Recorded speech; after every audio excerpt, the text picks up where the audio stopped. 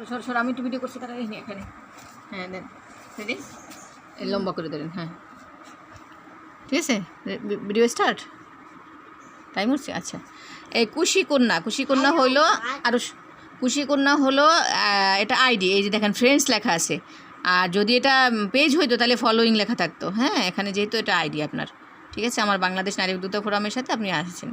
আর এটা কি, এটাও আইডি, এই যে এখানে দেখেন মানুষের চিহ্ন আছে, তাহলে বোঝা যায় এটা আইডি। ঠিক আছে, কীভাবে বুঝবেন দেখেন, এবার এই যে মানুষের চিহ্ন আছে দেখেন ডাবল, এটা তাহলে ফ্রেন্ডে আছে। আপনি আইডি পাবলিক হয় নাই, পাবলিক হইলে এখানে পাবলিক করতে হবে, এই সেটিংয়ে যাই পাবলিক করতে হবে। ঠিক আছে, আচ্ছা আমি পাবলিক কীভাবে করতে হয় দেখাবো না।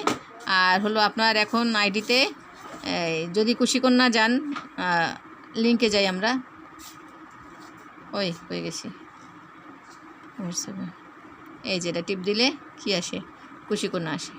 এখন আপনি আপনার আইডিতে আছেন না প্রোফাইলে আছেন, মানে সরি পেজে আছেন, কীভাবে বুঝবেন দেখেন, এটা আমার আইডি, এখানে কি লেখা আছে দেখেন তো, ফলোয়ার্স আর ফলোয়িং, এই যে প্রফেশনাল ড্যাশবোর্ড আছে, অ্যাড টু স্টোরি আছে, আর এখানে আছে ডিজিটাল ক্রিয়েটর। হ্যাঁ, এখন আমি এটা বুঝবো কীভাবে যে আমার এটা আইডি না এই যে পেজ, কোনটা বুঝবো? কারণ এখানে ফলোয়ার্স, এখানে ফলোয়িং। ঠিক আছে, তো এখন দেখেন আমি আইডি বুঝবো কীভাবে, এখানে ডিজিটাল ক্রিয়েটর আছে, এটা দেখলেও বোঝা যায়।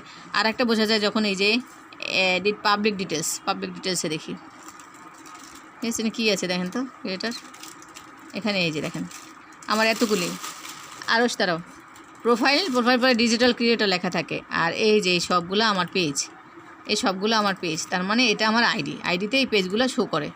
আর পেজ হলে এটা শো করতো না। ঠিক আছে, এই দেখেন এই ডিজিটাল ক্রিয়েটর লেখা থাকলে ওটাই আপনার আইডি।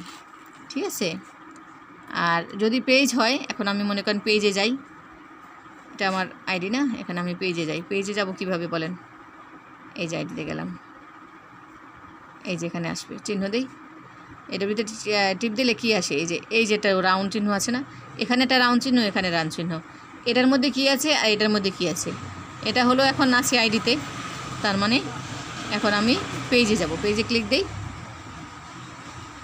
এটা হলো আমার পেজ, দেখেন দেখছেন এটা পেজ, এখানে কি আছে ফলোয়ার, এবার বাংলা করা আছে, এখানে বাংলা আমি করি না তারপরও আছে। ঠিক আছে, আর এখানে কি আছে পেজ উদ্যোক্তা এন্টারপ্রেনার, আমি এটা ইংলিশ করে দেবো, দাঁড়ান, ল্যাঙ্গুয়েজ সিস্টেম এখানে আছে, বিজ্ঞাপন দিন, পেজ এডিট করুন, পেজের লিঙ্ক, মানে বাংলা করা আছে। আচ্ছা আমি গিয়ে ওটা বাংলা ইংলিশ করে দেবো, সমস্যা নেই। এখানে পেজ আছে উদ্যোক্তা, তার মানে আছে এন্টারপ্রেনার, এটা পেজ লেখাই আছে দেখেন, এই যে পেজ লেখা আছে। তাহলে আপনারা দেখেন পেজ লেখা না থাকলে, যদি এখানে ডিজিটাল ক্রিয়েটর লেখা থাকে, ক্রিয়েটর হবে, ওটা হলো এই যে আইডি, আর উদ্যোক্তা বা ওখানে যা কিছু দেন ওটা হলো পেজ, এই যে পেজ লেখা আছে, তার মানে এটা পেজ বোঝা যাবে।